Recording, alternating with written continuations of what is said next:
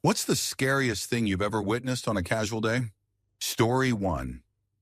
Driving home from the lake house following behind a tractor trailer on the highway in the middle of nowhere, deep in the Canadian Rockies, we rounded a bend when suddenly a small car coming from the opposite direction, far too fast for the curve, lost control and hit the tractor trailer head-on at full highway speed.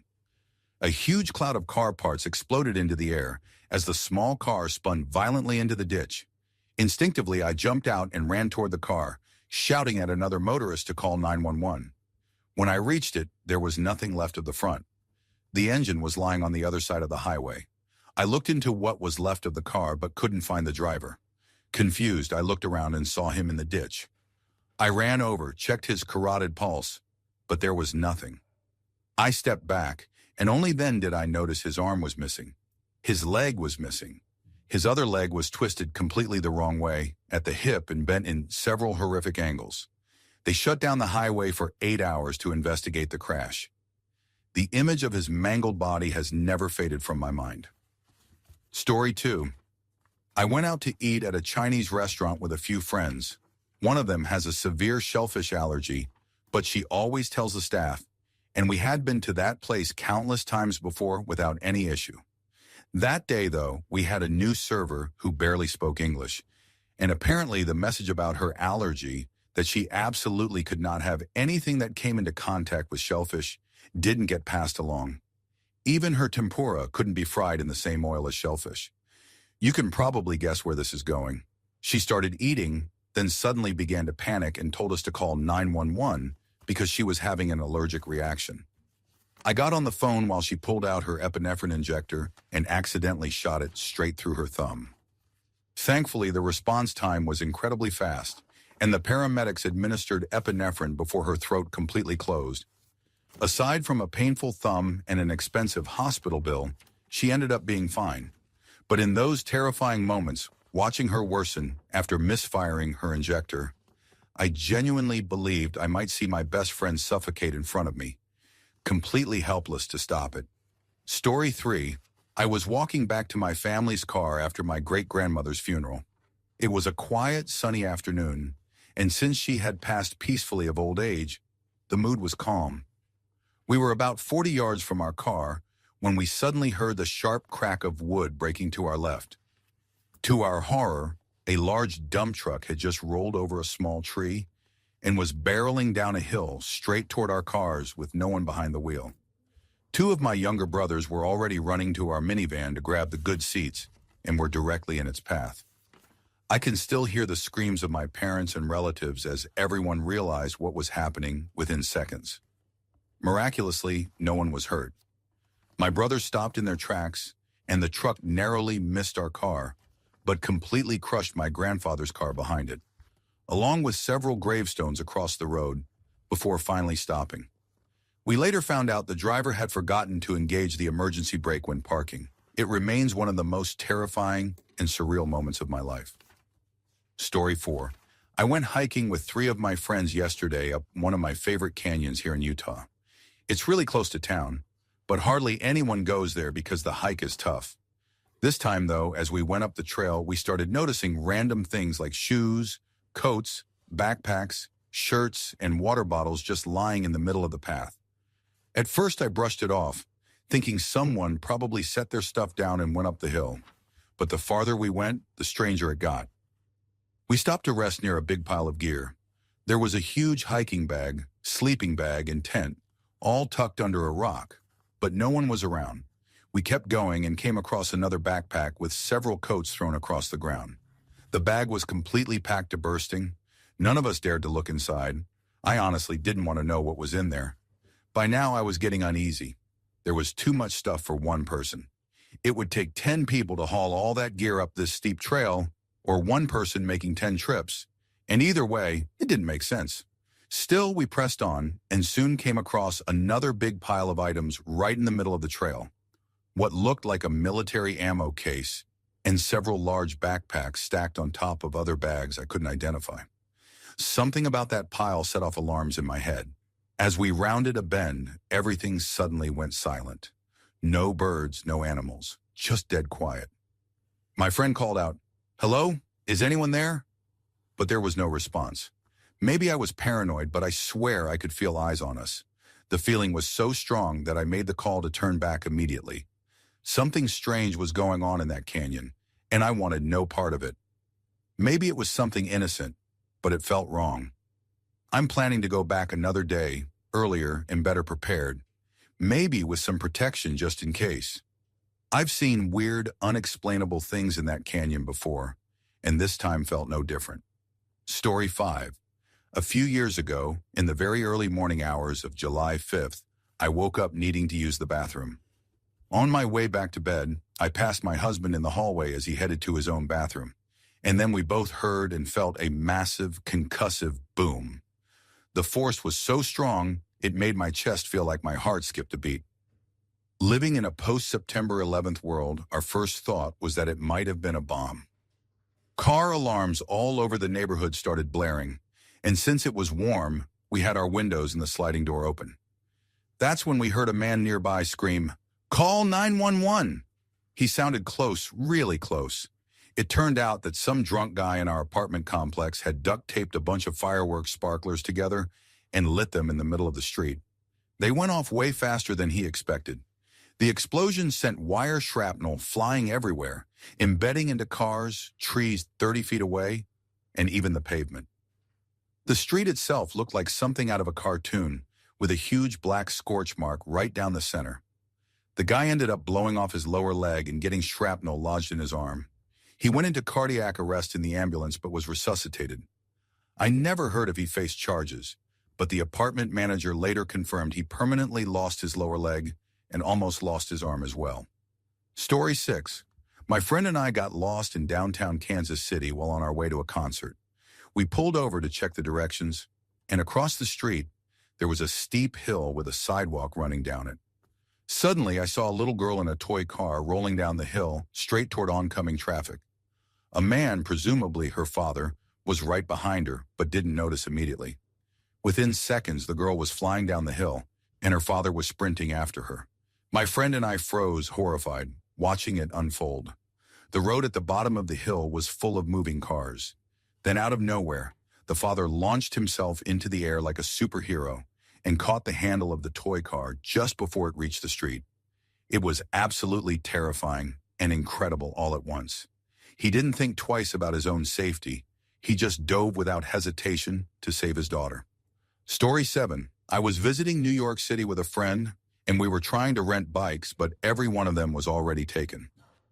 There was a couple nearby who were flying back to Europe the next day and desperately wanted to take one last bike ride together, but they only had one bike.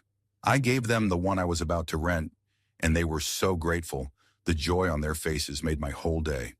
My friend and I walked about a quarter of a mile to another bike rack, rented 2 bikes, and started riding down the path. A few minutes later, we heard sirens and saw a crowd gathering near a garbage truck just 10 feet away from the path. As we got closer, we saw a trail of blood and someone on the ground convulsing violently. It turned out that the brakes on one of the rental bikes had failed, and the rider had been struck by the garbage truck. To my horror, the man standing nearby screaming was the same person I had given my bike to earlier, and the person on the ground was his wife. The woman whose smile had made me happy just moments ago was lying there mortally injured. It was clear from the scene that she wasn't going to survive. I couldn't stop thinking about it afterward. The realization that the bike I had given away was the one with faulty brakes. My act of kindness had unintentionally caused that tragedy. For a long time, I couldn't help but wonder, if I hadn't given away my bike, would I have been the one under that truck instead? Story 8. I grew up in a tiny rural community, so small that the entire county had only one stoplight, and 3/4 of the streets in the county seat were one way. It was the kind of place where everyone knew everyone else's business. On this particular day, I was in middle school, riding the bus as we looped around town to pick up the elementary school kids. As we inched toward the only stoplight, the bus stopped at a small cross street lined with the town's 3 bars. I glanced out the window to my left just in time to see one of my classmates' fathers raise a double-barreled shotgun and shoot another man in the face from about 4 feet away. The man had been standing on the sidewalk in front of a small restaurant, and his head nearly exploded against the white wall behind him. I'll never forget the sight of blood and pieces of skull dripping down that wall on what had been a sunny fall afternoon. After firing, my classmate's dad calmly sat down on the curb beside the gun, lit a cigarette, and waited for the police to arrive. I was the only one who actually saw him pull the trigger. Everyone else on the bus turned only after they heard the blast. The driver called it in over the radio, but couldn't move the bus because of the traffic bottleneck. So about 20 middle and high school students sat there, staring at a nearly headless body for 15 minutes until emergency crews finally cleared the scene and let us move on. Story 9. I watched an old Warbird fighter jet crash into a restaurant and explode in flames during an air show. I was very young, so I only have a few vivid mental images from that day, but the emotions tied to them have never faded.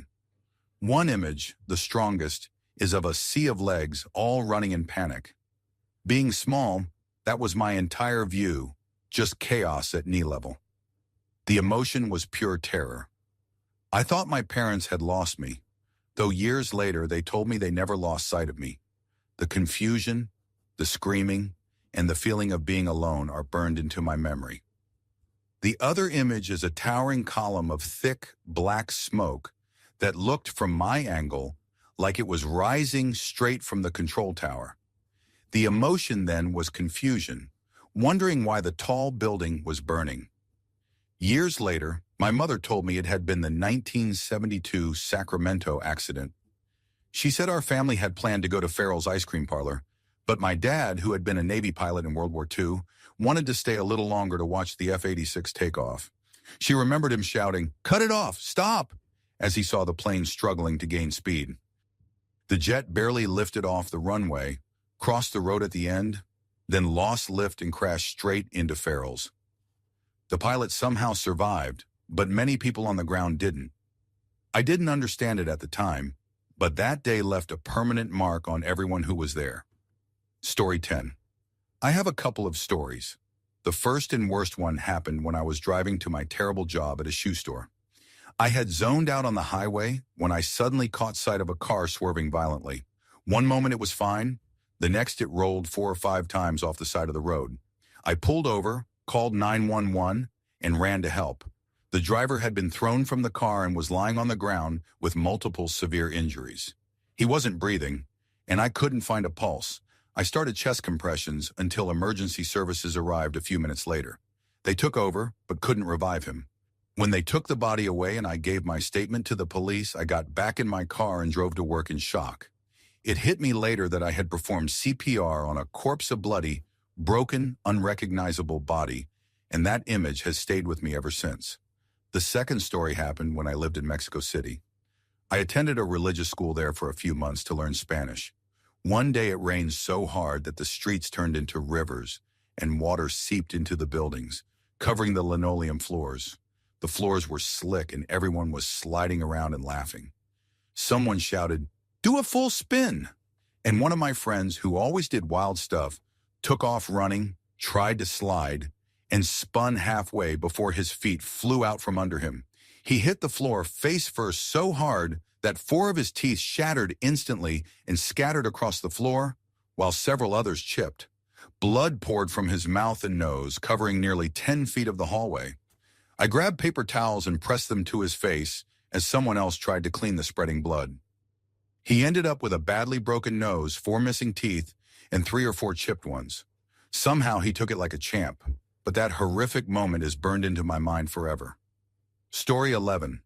I was in the back seat of a Volkswagen Jetta on the freeway, going about 80 miles per hour with 2 other people. A friend of a friend was driving, speeding to catch up with some kind of supercar ahead of us. Suddenly, the hood popped open, completely shattering the front windshield and caving in the metal roof about 4 inches from the top of the glass. The under-roof plastic tore off and flew down the highway, while the hood stayed upright, blocking all vision. We were still going 80, blind, and somehow he leaned out the window and managed to steer us safely to the shoulder. A police officer who had been right behind us pulled over, but instead of ticketing him for speeding or the expired license, he just said, "I'm impressed with how you handled that," and called a tow truck. Turns out the driver had fixed the hood latch using a clothes hanger, which broke when the wind pressure hit it. It was one of the most terrifying moments of my life. We were covered in glass, and even years later, whenever I'm in a car going fast, I still get flashbacks, like I'm waiting for the hood to fly up again. Story 12. I worked at a boat and jet ski rental business during the summer. The season was almost over, so things were slow, only 2 or 3 rentals a day. One afternoon, a group of Korean guys in their early 20s rented 3 jet skis for an hour. They were typical reckless renters, constantly needing to be reminded to slow down near the docks and stay apart from each other. During the last 10 minutes of their time, I was on my phone when I heard a loud crash and then silence. I looked up, yelled for my coworker to call our boss, and jumped on a spare jet ski to check. They had collided at full speed, completely tearing one of the jet skis in half. One guy's face was destroyed. No teeth left, his face swollen and covered in blood. 2 others were in the water nearby. I pulled the injured man onto my jet ski, yelling for my coworker to call 911. He had broken every bone in his face and lost all but 2 teeth. I was drenched in his blood. Another guy had broken his leg in 3 places and had a hole the size of a golf ball in his foot. We got them back to the dock where the paramedics took over, and then I spent the next 3 hours hauling wreckage from the water and scrubbing away blood. Story 13. I was sitting in a standstill traffic jam in the middle of some road construction. Engine off, windows open, just accepting that I'd be stuck for a while. People had even gotten out of their cars to chat. Suddenly, I heard sirens approaching. I started my engine and pulled as close to the edge as possible so emergency vehicles could get through, assuming there had been a crash up ahead. A few seconds later, about 10 cars behind me, a car suddenly shot out from between the lanes, and 3 police cars appeared in pursuit.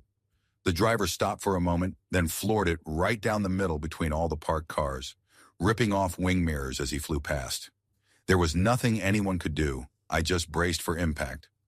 Luckily, because I had already pulled in tight, he missed me and instead clipped a van before speeding down the queue. No one was hurt, just a few damaged vehicles, but it took a long time for my heart to slow down. I never did find out what that chase was about, but later I saw pictures of the aftermath online. Traffic started moving again once the police went after him and cleared the way. Story 14. In 1979, I was walking home with some friends when we passed by an elderly care home and saw one of the small apartments engulfed in flames. Fire poured from the windows. We ran over, smashed the glass door, and a dog and a cat bolted out. I stayed low and crawled inside, shouting for anyone still there. Through the thick smoke, I heard a faint voice calling for help.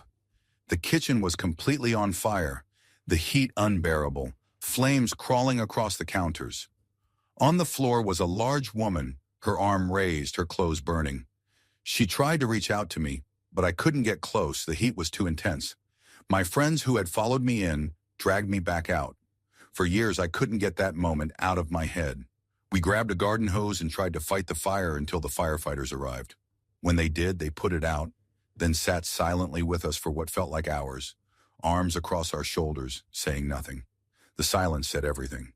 We were numb. Later, the council tried to give us awards, but we all refused. We just wanted to forget. Looking back, I realize how much respect I have for those firefighters. They deal with scenes like that all the time, yet still took a moment to comfort a few terrified kids. To any firefighter reading this, thank you. You don't hear it enough. Story 15. I was in the parking lot of a community college when I parked my car and suddenly heard furious shouting, multiple people yelling angrily. I followed the noise and saw a Polynesian man screaming at 3 big, rough-looking guys who were walking toward their large white pickup truck with a Confederate flag on the back. The man was about 20 yards away, still yelling at them, when all 3 calmly reached into the bed of the truck, pulled out chainsaws, started them, and began revving them. Then, like something out of a Robert Rodriguez movie, they scraped the chainsaws along the asphalt as they walked in a straight line toward him. The Polynesian guy couldn't have been taller than 5'8" and wasn't particularly large, but what he did next was incredible. He tore off his shirt, revealing intricate Polynesian blackwork tattoos, and began performing what I can only assume was the haka alone. staring down these three men revving chainsaws at him. It was one of the most intense and awe-inspiring things I've ever witnessed. For a moment, I thought I was about to see a brutal hate crime unfold, but after about 30 seconds, the three men lost their nerve. They stopped, turned around, got back into their truck, and drove off. Clearly, they weren't ready to kill someone over an argument. That Polynesian man, though, stood there like the toughest person I've ever seen in my life. Story 16. When I was about 8 years old, I was standing by the living room window in our house in South Florida, watching a breathtaking sunset full of yellows, oranges, and purples. That window looked out onto the main road in front of our house. Suddenly, I saw what looked like a white trash bag flying about 10 feet into the air. But when I focused, I realized it was a woman being thrown from her bicycle. I screamed for help, and my mother, who was a registered nurse, and my aunt ran outside. I was frozen in the doorway as my aunt shouted back at me to call 911. I couldn't move. I just stood there. Later, I learned the woman hit by the car was my gym teacher. She'd been riding her bike with headphones on when an elderly woman, driving on the back road because of brake problems, hit her. My teacher's son was in my class, and the loss devastated him. I never told him I had witnessed the accident. He struggled for years, but eventually turned out successful. I still can't imagine what his childhood was like after that. About 5 years later, I was walking down a campground road with my dad, who managed the place. We were heading to check out a bathroom that had some issues. Around 300 feet away ran the main road parallel to our path. Suddenly, I saw a truck speeding by with a group of kids riding in an inflatable boat tied to its bed. The truck was also towing a real boat behind it. The kids were laughing and yelling, clearly having fun. Then, in an instant, the wind caught under the inflatable boat, lifting it into the air and launching the kids out onto the highway. Some flew over the real boat, while others were struck by it as it rolled forward. My dad immediately pulled me away and wouldn't let me go near the scene. I never found out what happened to those kids, but I still remember that moment vividly, the sound of their laughter just before everything went wrong. It's been almost 20 years, and I can still picture it like it happened yesterday. Story 17, I went fishing less than a month ago and spent the whole morning out on the water. Around midday, 3 big speedboats flew by on the river, full throttle, clearly out for fun. We decided to follow them because, honestly, who doesn't love watching boats like that tear across the water? Not long after, the lead boat suddenly lost control while the other 2 powered down and stopped. The first boat spun out and threw everyone into the river. No life jackets, no safety lanyards, nothing. When we got closer, another man on a pontoon had already arrived and was trying to help the people in the water, but the driverless speedboat was circling them at full speed. That man on the pontoon had been struck by the propeller and lost his leg. My friend pulled him out of the water and rushed him to shore, where paramedics got him into an ambulance and managed to save his life. The driver of the speedboat survived, but his father, who was riding with him, was missing. We searched for hours using side-imaging fish finders, combing every section of the river. Watching that son standing on the boat, screaming and crying for his dad, was something I'll never forget. They found his father's body later that evening after dive teams arrived. The son had bought the boat only 3 days earlier. A mechanical failure caused the accident. But what still haunts me is how easily it could have been avoided. Life jackets, kill switches, basic precautions. I haven't set foot on a boat since that day. Please, if you go out on the water, wear your life jackets. They might not look cool, but they can save your life. Story 18. It was May 3rd, 1999. I was in 7th grade, heading home after a great day at school. I couldn't wait to relax, watch cartoons, and play Pokemon. When I got home, I started some laundry, grabbed snacks for me and my little brother, and turned on the TV. A weather alert interrupted the show, and a bad storm near Anadarko, and our county was under a tornado watch. I kept an eye on the radar while finishing chores. I decided to read a book instead of playing my Game Boy, and told my brother to keep the TV on so we could watch the updates. Soon it was clear this wasn't an ordinary storm. Multiple tornadoes had been spotted, one near Chickasha. The sky was darkening, but the radar looked like it might miss us, at least for now. My mom, who lived across the state, called several times, worried as usual about storms. My dad, who we lived with, hadn't made it home yet, and my sister was with him. Then the weather reporter said a tornado had been sighted near Amber, the next town over, about 15 miles away, and it was massive.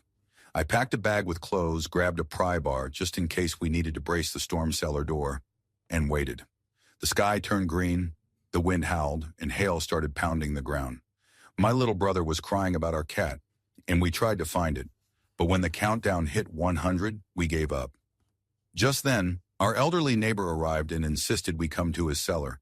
It was bigger, dry, and had a radio. His whole family was already there. We piled into his truck and drove as fast as we could. Before climbing down into the shelter, I turned to look back. The tornado filled the entire horizon. It was a sight I'll never forget, massive, dark, roaring. Inside the cellar, 12 of us huddled together while the wind screamed like a train. The walls shook, debris slammed into the door, and it felt like forever before it stopped. Then it started again, the second wave, even worse than the first. When silence finally came, we waited 10 minutes before opening the door. Everything was gone. Houses, cars, entire neighborhoods, all flattened or stripped to bare foundations. The world looked green and unreal. My brother wanted to run home, but he was barefoot, so I told him to stay while I checked on Dad and my sister. I jogged through the wreckage, guided only by memory. Our house was half standing. A line of bushes had caught flying cattle, forming a barrier that spared one side of the house. The barn was gone, cars crushed, debris everywhere. A fallen tree covered our storm cellar, and rescue crews were cutting it away when I arrived. Then I saw them, my dad and sister, alive, climbing out of the cellar. Minutes later, a four-wheeler brought my brother to us. We salvaged what little we could, Dad's gemstones, a few valuables, and caught a ride into town to stay with a friend. I turned 12 just weeks before that day, but it's a memory that still feels raw, like it happened yesterday. Story 19. I was driving home after taking my aunt to work when several other cars and I stopped at a light where a double set of train tracks divides the traffic. There was space for one car before the tracks, and I was sitting behind the first two cars in line. One car was stopped at the stop bar and a truck was immediately behind it, sitting on the tracks. I was stopped at the stop bar on the far side of the tracks where that truck should have been. All of a sudden, the crossing arms began to lower and you could hear the train coming. I thought, oh, that truck is going to get crushed. I laid on my horn, threw my car in reverse, and slammed the gas. The truck did the same and backed out of the crossing seconds before the train went through. I was really grateful there wasn't anyone behind me. The crossing arm landed on top of the truck and stayed on its hood as the train passed. I parked to check on the truck driver. He was bawling. A big, tough-looking man crying his eyes out. He got out and hugged me, thanking me.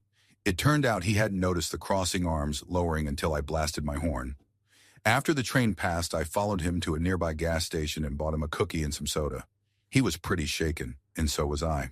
Story 20, I was working my regular job as a bank teller when two men in ski masks came in.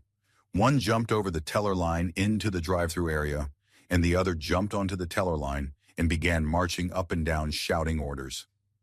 Every single employee except me and one other girl hid. I stood frozen until he fired 2 shots at me. He missed. I began collecting as much cash as I could and stuffing it into his pack. Then he told me to get more from the other girl's drawer. As I headed there, I saw one employee trying to crawl to the phone like some kind of hero. I had to fight the urge to kick her because if he saw her, she would get shot. I handed him more money and then they ran. Police arrived quickly because the people hiding under desks hit the emergency button. We had to coax terrified co-workers out of the bathrooms. The FBI got involved. The robbers were caught a few months later, and their trials dragged on for over a year. While I froze, I literally felt like I was about to urinate, but I didn't. I still wonder if I should have hidden too, or if that would have been worse, because then no one would have been handing them cash. The other non-hider was shaking so badly he could barely move, almost like a palsy. Story 21. It was a totally normal day going to school with my twin sister. We were 13 and arguing like usual. Then we stopped to buy sodas and went a different way than we usually did. I noticed it but didn't think much of it and kept walking with my sister. We crossed the street to wait at the crossroads when a large van pulled up on our left and blocked our view, sitting there waiting to drive. The driver was making strange hand signals, and because we were waiting a while, I asked my sister if she thought he was signaling for us to cross. Being wild, she said probably, and darted out across the road. In that moment, I stood frozen thinking, one day she is going to get hurt if she keeps being so hot-headed. Then she was airborne like a rag doll, launched across the street, and I could only watch as she rolled and tried to sit up with blood pouring from her nose. Luckily, a police officer who was only a street away saw it and rushed over. She was taken to the hospital. She lived. She had a broken rib and a swollen leg, but nothing worse. Very lucky. But I still get dizzy in cars and will never forget the sickening thought that I should have stopped her. I should have. Story 22. When I was 17 or 18, around 1990 or 1991, I worked for a pharmacy that made deliveries. One evening on my way back from my last stop, I saw a vehicle suddenly engulfed in flames near a small hospital, just a few buildings down from the store. It was an older Bronco, parked by the sidewalk near the entrance. The back window faced the street, and as I watched, I saw something bob up and down quickly inside the vehicle. I pulled into the pharmacy parking lot, ran inside, and called 911. Later, I learned what had happened. A man had drenched the vehicle in gasoline and told someone to go get his wife. When she came outside, he lit himself in the car on fire. The movement I saw in the back seat was even worse than I could have imagined. His children, who had also been doused with gasoline, trapped and burning inside while their mother screamed helplessly. That image haunted me for years. I kept asking myself, what if I had arrived just a few seconds earlier? Could I have saved them? But now that I'm older, I know those poor babies couldn't have been saved. Still, that scene never left me. Story 23. Around 2005, when I was 11 years old, I was playing Super Monkey Ball on a GameCube at my best friend's house. It was a normal morning after a sleepover. Suddenly, we heard her 14-year-old sister running down the stairs, followed by a loud crash and shattering glass. We rushed to see what happened and found her standing at the front door, her arms raised, the skin on the underside of both upper arms hanging in strips. Blood was pouring out, pooling around her feet. We grabbed dish towels and wrapped her arms while she was rushed to the hospital. All of us kids between 9 and 14 years old were left behind in the house surrounded by blood trails and broken glass. I remember how terrified my best friend was, afraid her sister wouldn't make it. Even now, after working as a phlebotomist, I've never seen so much blood in my life. We had no cell phones back then, so we waited by the landline for hours with no word. When their mom came home, she had no idea what had happened and screamed when she saw the mess puddles of blood everywhere and the shattered door. I was too young to process my emotions, but I'll never forget my best friend's terrified face. Thankfully, her sister survived after a blood transfusion and countless stitches or staples. She was left with long scars along her upper arms. Back then, kids wore colorful plastic bracelets stacked on their wrists, and she had several on when she fell. The emergency room doctor told her those bracelets likely saved her life by keeping the glass from cutting deeper and severing her wrists. Years later, she got a one-up tattoo near the worst scar to remind her that she was given a second chance. Story 24. I was in calculus class on the second floor of my school, near the main entrance. It was a normal day, and I sat near the back by the window facing the front area. In the middle of class, we heard a quick, sharp pop, not quite like a soda can, but strange enough that some of us went to the window to look. What we saw made our blood run cold. A man had been shot in the head near the entrance stairwell, and blood was slowly pooling around him. Someone nearby ran to try and help him. I live in Canada. This kind of thing just doesn't happen. Panic set in immediately. We looked at each other in shock, wondering if the shooter was still out there or if there were more. Screams echoed through the hallways. We barricaded the classroom door with desks and chairs, praying for help. During the chaos, I managed to call my mom and text my brother before the phone lines overloaded and lost reception. I sat there crying, convinced the shooter would find us next. Then there was a pounding at the door and a man shouting that he was with the SWAT team. We froze until one student cautiously opened it. They rushed us out to safety. The man who was shot in the head miraculously survived, but another person inside the school didn't make it. It turned out to be a lone shooter. That day changed everything for me. The sound of that single pop still echoes in my memory. Story 25. It wasn't really during the day, but late at night. Some background first. My best friend moved to Canada about 3 or 4 years ago, while the rest of us still live in the Netherlands. The good thing is that he visits every holiday and always stays with my family when he's here, since he's close with my parents, which isn't easy because they're from Iran and not easily impressed. During one summer holiday, we had just come back from hanging out with friends around 11 at night. Back then, the show Vikings had just finished its second season, so we decided to binge watch both seasons.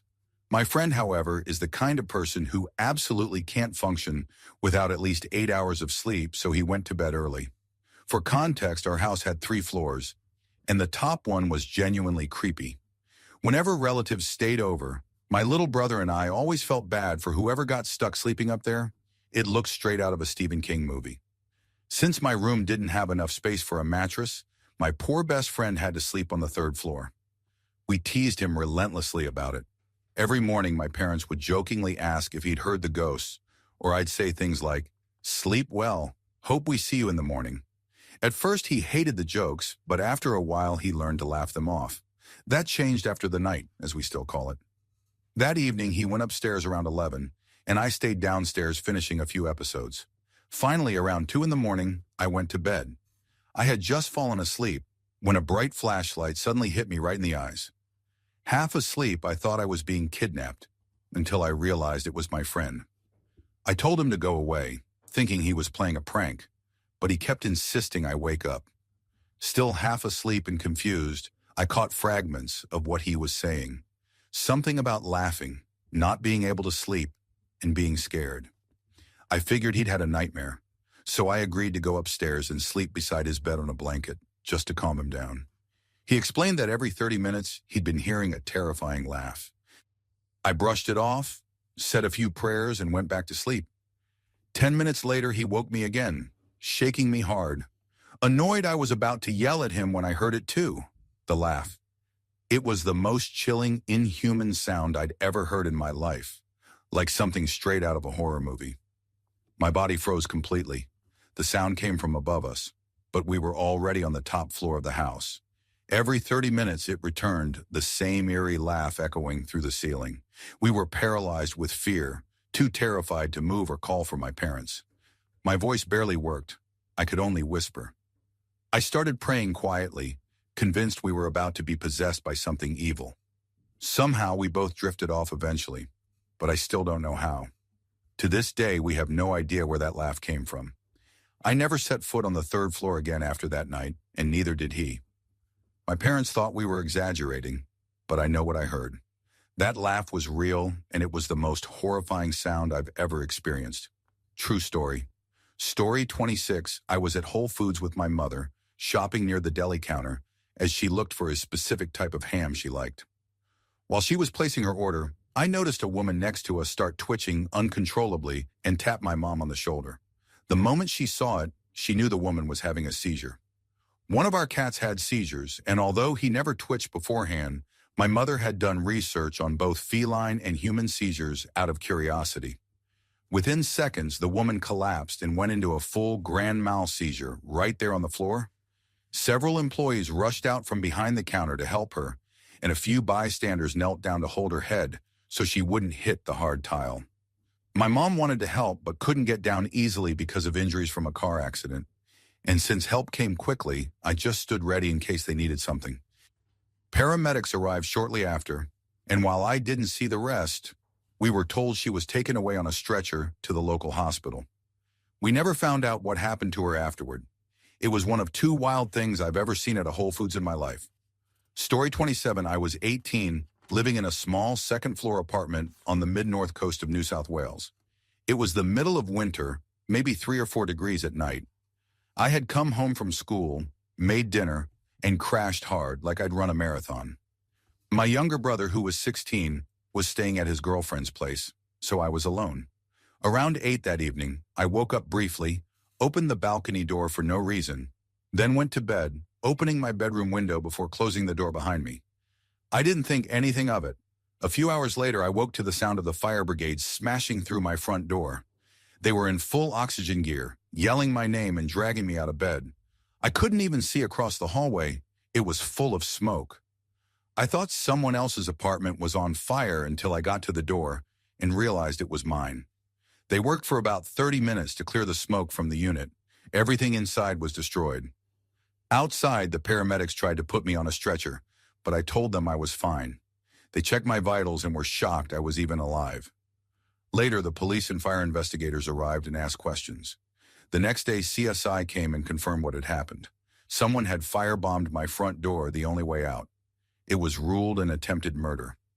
They said the burning plastic carpet and heavy smoke should have killed me, but the open doors and window created just enough airflow to buy me time. It was surreal. I shouldn't have survived, but somehow I did. Story 28. I was skiing with a group of friends when I suggested we hit the terrain park. I made sure everyone was comfortable doing jumps, and everyone claimed they were. The first feature was a massive ramp with a tabletop. If you hit it right, you'd glide about a foot above the snow for nearly 200 feet. The first skier went, cleared it perfectly. The second cleared it too, but barely clipped the edge with the back of his ski. Then the third guy went. He tried to bail about 10 yards before the ramp, but he was going too fast to stop and ended up going off it too slowly and without enough lift. Mid-air, he tilted backward, his skis kicked up, and he slammed into the end of the tabletop square in the middle of his back. Snapped it instantly. He tumbled down the rest of the slope, unconscious, and came to a stop in the landing zone. We had to block off the trail because we couldn't move him. The only small mercy was that he'd been knocked out cold on impact and stayed that way until ski patrol arrived. Story 29. I was up late gaming one night, around 3 in the morning, and went upstairs to grab something to eat just in my underwear. On my way back downstairs, I thought I heard someone moving by the sliding glass door on the deck. I pulled the curtain back, expecting maybe my dad, and for a split second, I thought it was him. Then I turned on the porch light and froze. It wasn't my dad. It was some random man leaning against the door, bleeding from his head. My heart dropped. I sprinted upstairs, woke my dad, threw on some clothes, and ran back down. Turns out the guy had been drinking and crashed his motorcycle in our yard, completely missing the curve in the road and wiping out on the sidewalk. Thankfully, he wasn't aggressive, just dazed and hurt. My dad and I helped him inside, cleaned up his wounds, and found out where he lived so we could drive him home. We didn't call the cops. My dad didn't want trouble, and after watching some of my older siblings ruin their lives with bad decisions, he just wanted to do the right thing quietly. I'll never forget the terror I felt when I first saw that bleeding stranger at our door. I was 19, and I don't think I've ever felt fear like that before. Story 30. I was on the subway heading home from work when the train suddenly screeched to a halt. After a few minutes, there was a lot of commotion outside, flashlights, shouting, movement along the tracks, but no one knew what was happening. Then a police officer entered our car, moved everyone to one end, and went back out. A few moments later, we felt the train lift slightly, as if it were being jacked up. That's when we heard the screaming, high-pitched, raw, agonizing. The doors opened and paramedics rushed in, carrying a man covered in blood. They laid him on the floor right in front of us and started working to stabilize him. Apparently, he'd been on the tracks and got run over by the train, pinned underneath the very car I was in. They had to jack up the train to get him out. We were stuck inside with him for about 15 minutes as he alternated between moaning and screaming in pain while the paramedics worked. It was horrifying.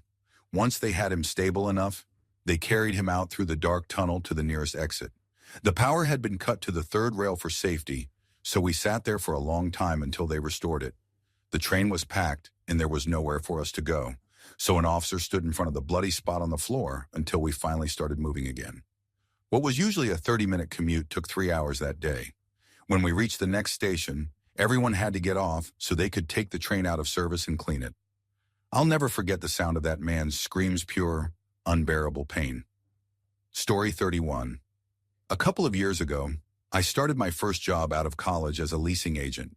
About 3 weeks in, a young couple came in upset, saying they were subleasing from someone, but kept getting late rent notices. After some digging, we realized the woman they'd been paying had been pocketing their money instead of paying the rent. They confronted her, and minutes later, she stormed into the leasing office, screaming that the couple was lying. She ran across my desk, grabbing the phone to call her mom.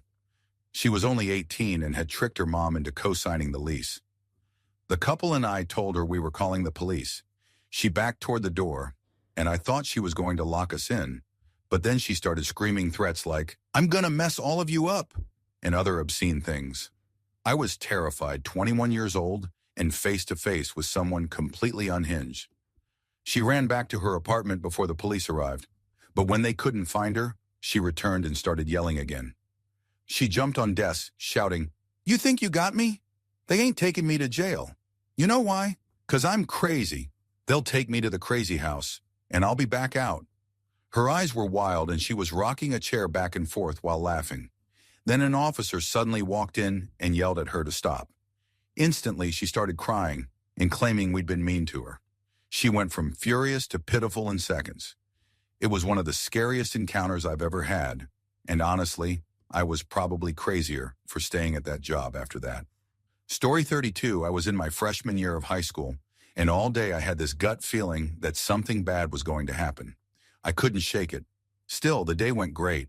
I even got an A on a speech, which was a big deal since public speaking terrified me.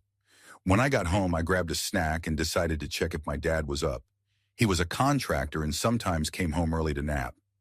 I peeked into his room and saw him asleep, so I thought nothing of it and went upstairs to play Super Nintendo Mario Bros. My sister came home about an hour later and sat next to me to watch. That uneasy feeling crept back, but I tried to ignore it.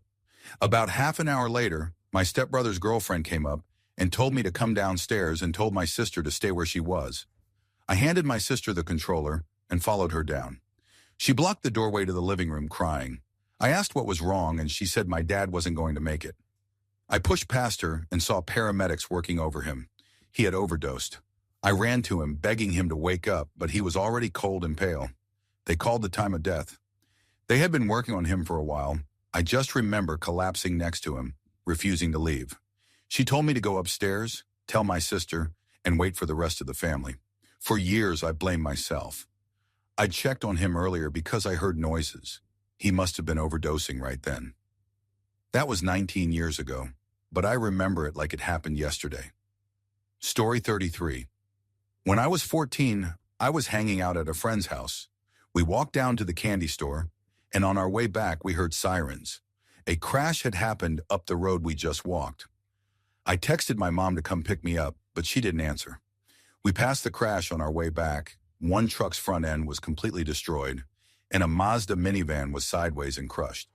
I saw a woman slumped in the driver's seat, blood everywhere, on her, the car interior, and even the pavement.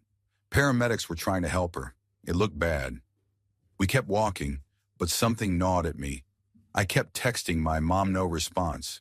I tried calling too. Nothing. Then I remembered she'd borrowed my sister's car that day. When I got back to my friend's house, the realization hit me. The car in the accident was the same make and color as my sister's. My stomach dropped.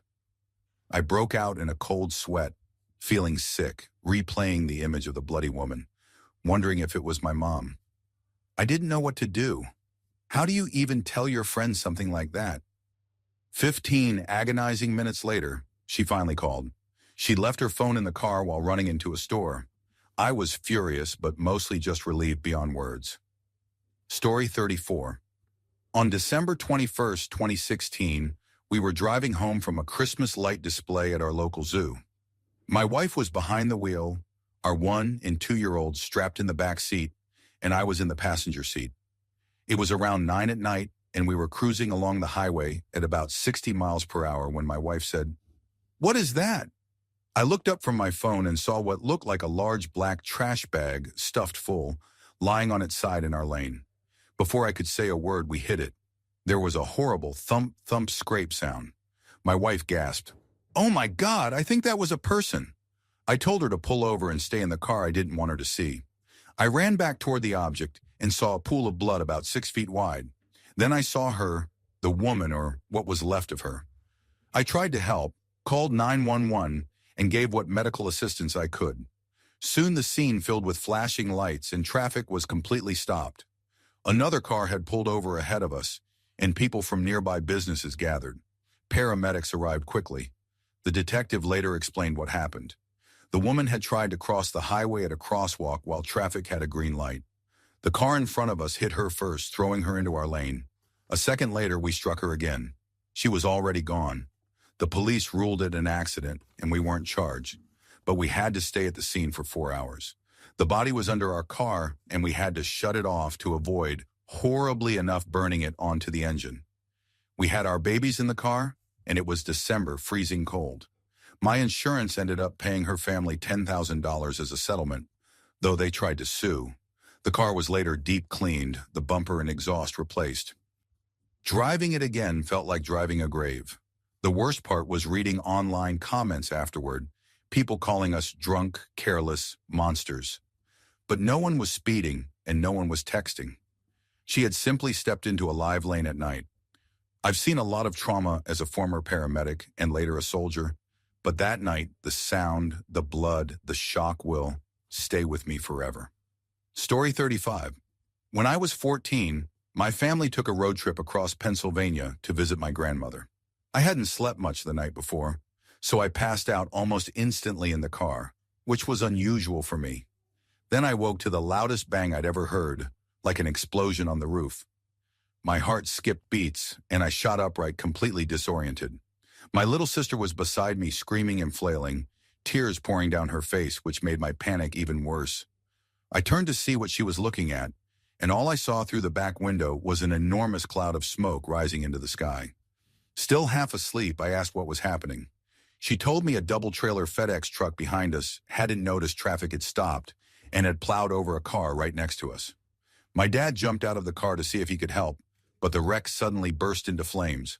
I remember seeing him sprint back toward us, banging on the car roof and yelling at everyone to move. We were frozen in shock. I turned to my older sister sitting beside me, and we both involuntarily smiled at each other out of pure disbelief. A strange, terrified reaction that haunted me for years. As traffic started moving again, my dad jumped in and drove away. I screamed, "Wait! Aren't we going to help them?" He looked at me in the rearview mirror and said quietly, "I'm sure they died instantly. They're probably in a better place than we are right now." We sat there watching the wreck burn as we crept past, convinced the car would explode and kill us all. Later, I learned that inside the crushed vehicle were a mother, a grandmother, and a daughter, all killed instantly. The truck driver, a woman, had jumped out and survived. I still think about that moment, the fire, my sister's screams, and the awful involuntary smile that made me feel guilty for years. Story 36. Back in 2005, I had just dropped off my girlfriend and was heading to work. I stopped at a T intersection, waiting to turn right. I looked right, then left, then right again, just in time to see a guy on a motorcycle flying down the road at insane speed, easily over 100 miles per hour, passing another car over a double yellow line. Before I could even react, he slammed headfirst into a huge truck not 2 feet in front of my car. The sound was deafening, the motorcycle engine screaming, the sudden silence when it stopped, the truck's tires screeching, metal crunching. It all hit at once. I nearly jumped out of my skin. The rider was just gone. What was left of him scattered across the pavement like something out of a low-budget horror movie. Parts of him wrapped into the truck's front grille and radiator. He'd hit so hard that the radiator bent into an L shape over the engine block. For anyone who doesn't know, cars meet shouldn't be able to do that. I jumped out of my car to help, or at least I thought I would. I was 18, working at a pizza place, completely unprepared for what I saw. While calling 911, I knelt next to the motorcyclist, who was still barely alive, making this wet, breathy sound, like he was trying to scream but couldn't. His front half was practically gone, and his eyes went blank within seconds. I remember thinking numbly, well, that's someone my age who just died right in front of me. I went to check on the truck driver next. She was screaming uncontrollably, blood-curdling cries that drowned everything else out while I was still on the phone with dispatchers trying to ask me questions I couldn't even process. Eventually, the cops and paramedics arrived, took statements, and let me go. I made it to work late and got written up for it, dealt with rude customers all night. Then on the drive home, the drive shaft on my car fell out. When I finally walked into my room, I discovered someone had broken in and stolen my stuff. That day was a full-blown nightmare from start to finish. Story 37. A few years ago, we were having an addition built onto our house. That day it was just one construction worker on site, while my older brother, about 19, and I were home alone. It was a slow, quiet day until we heard the most horrifying scream from outside. I ran to the side door and saw the worker standing there, blood pouring all over the porch. He had been cutting wood with a table saw in the garage and had sliced off his pinky finger and mangled his ring finger. My brother grabbed his car keys while I ran for a towel. We wrapped his hand as best we could, and my brother rushed to drive him to the hospital. Just before they pulled out of the driveway, the guy yelled for his phone so he could call his wife. I ran back inside but realized I didn't know where it was. So I darted back out, got directions from him, found it, and handed it over before they sped off. I started hosing down the blood from the porch when my brother called, panicked. The hospital didn't have the ring finger, and they needed it immediately if they were going to try reattaching it. My stomach dropped. The thought of having to find a severed finger made me nauseous, but I went to the garage and started searching. There was blood sprayed across the floor and even on the ceiling, so I figured the finger might have been flung somewhere. I began digging through everything, and soon my mom, brother, and our neighbors showed up to help. We had cleared half the garage and spent what felt like forever looking, terrified it was too late for the surgery anyway. Then the phone rang. The hospital called to say they'd had the finger the whole time. It had fallen off into the towel we used to wrap his hand, and no one had realized. They managed to reattach it successfully. Everything turned out fine in the end. Just a week later, the guy's wife gave birth to their baby, and a few months after the house was finished, we threw a big party for the crew. The worker, now nicknamed Finger Man, came with his family, thanked my brother and me over and over, and I made them a cheesecake to celebrate. Story 38. One of my older friends had a rough life. When he was 16, he won $10,000 on a scratch card, and instead of being a lucky break, it sent him spiraling into substance use.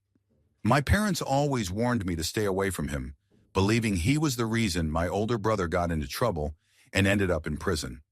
Years later, when he was around 27, he invited me out for a few drinks. I've always been a fixer type, so I figured maybe I could help him somehow. After a few pints, he said he was picking up some MDMA and pressured me into trying it. I took half a pill, my first time ever, and just as it started to hit, he said, "Watch this." Then he ran straight into the street and jumped in front of an oncoming car. It happened so fast. The impact was brutal. His head smashed through the windshield, and he flipped upside down before being thrown about 30 feet when the car screeched to a stop. I was frozen, high, confused, and watching my friend's body crumple on the road. His face was covered in blood, his nose and teeth broken, and he was making this awful gurgling, snoring sound. I snapped into action, called for an ambulance, and pressed my hands against his wounds while blood soaked my clothes. The air ambulance arrived quickly and took him to the hospital. Later, I learned that he had told his mom earlier that day that he planned to end his life. She showed up at the scene completely distraught while I stood there, still high, shaking, and covered in blood, guilt eating me alive for not realizing what he'd meant when he said he was done. I ended up writing a poem about that day for a university creative writing course. Even now, years later, I can still feel the chaos of that moment. The good news is that he survived.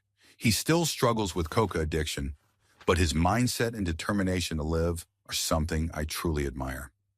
Story 39. My family used to have a place on the Colorado River, a spot where people would drink and hang out above the boat dock, watching others come and go. One afternoon after we'd spent some time boating, we had just finished loading up and were getting ready to leave when we heard a jet ski engine rev to full throttle, a sharp scream, and then a deafening crash. A man had been preparing to take his 9-year-old daughter out on the river for her first ride. He had just parked the car after backing their jet ski into the water, leaving her waiting on it while he walked back. Somehow, she accidentally twisted the throttle and shot forward at full speed, straight into the concrete side of the boat ramp. The impact was brutal. She flew several feet through the air and hit the wall face first. She had braces, and the collision tore her entire top and bottom lips apart. Most of her teeth had already fallen out by the time we reached her. My sister, who was a nurse, immediately ran over to help, but the rest of us, along with the drunk onlookers above, were frozen in horror for a few moments.